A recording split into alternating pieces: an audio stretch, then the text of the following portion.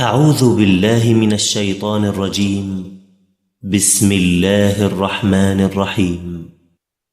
إذا السماء انشقت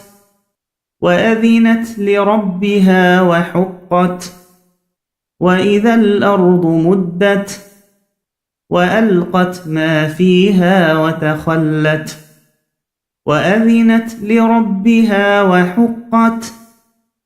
يا أيها الإنسان إنك كادح إلى ربك كدحا فملاقيه فأما من أوتي كتابه بيمينه فسوف يحاسب حسابا يسيرا وينقلب إلى أهله مسرورا وأما من أوتي كتابه وراء ظهره فسوف يدعو ثبورا ويصلى سعيرا إنه كان في أهله مسرورا إنه ظن أن لن يحور بلى إن ربه كان به بصيرا فلا أقسم بالشفق